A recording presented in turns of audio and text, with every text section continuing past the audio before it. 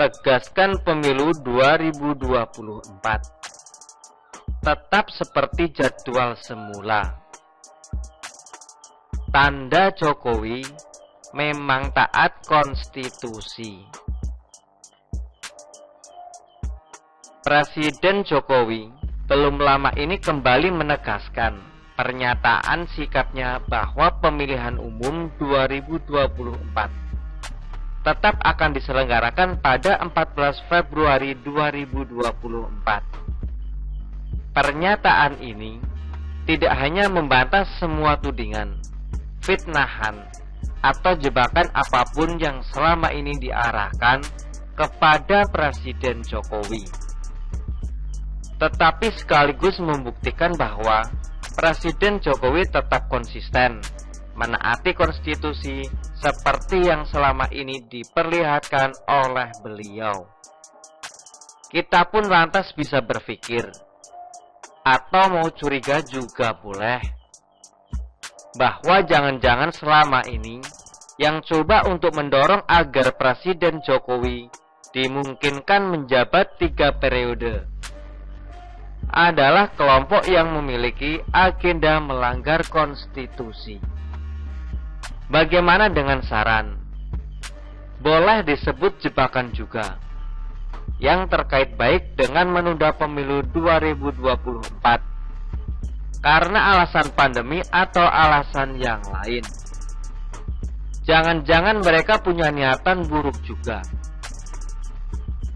Boleh kan berasumsi seperti itu terhadap kelompok yang juga berasumsi bahwa Jokowi akan setuju dan berniat melanggengkan kekuasaan sebagai Presiden RI.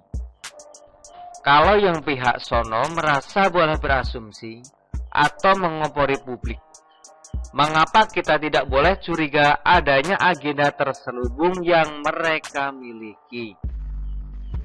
Ayolah, kita pastinya sudah capek juga mendengar upaya-upaya di negeri ini. Siapa saja pelakunya yang berusaha untuk melanggar konstitusi dalam bentuk apapun. Tak hanya untuk urusan Pilpres 2024 nanti. Kenapa sih tidak mengajarkan semacam pendidikan politik agar siapapun orang yang ingin berkiprah di kancah politik agar tidak melanggar konstitusi, baik secara terang-terangan maupun secara sembunyi-sembunyi, lewat usulan yang terlihat baik. Jika demi memenuhi syahwat politik atau mengamankan kepentingan tertentu dengan berkuasa dengan jabatan tertentu, lalu merasa boleh melanggar atau mengubah konstitusi, sampai kapan negeri ini bisa semakin dewasa dalam berpolitik melalui sistem demokrasi yang sudah sekian lama kita adopsi dan jalankan? Usulan masa jabatan selama 3 periode jelas melanggar konstitusi. Kenapa nggak sekalian saja dibuat 40 tahun? Supaya bisa memecahkan rekor masa jabatan Presiden Soeharto yang menjabat selama 32 tahun lamanya. Mau melanggar, jangan pakai nanggung gitu loh.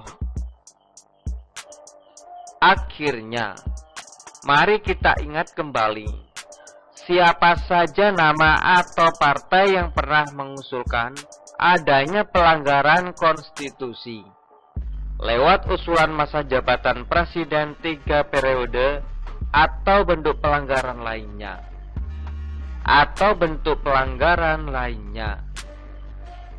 Cermati, kasih tanda, dan sebaiknya jangan pilih orang atau partainya pada 2024 nanti. Karena kalau menjabat nanti, bisa jadi konstitusi akan mereka langgar seenak udelnya buat memenuhi syahwat politiknya, yang saya yakin tidak akan membuat bangsa ini semakin maju, tapi akan mengalami kemunduran.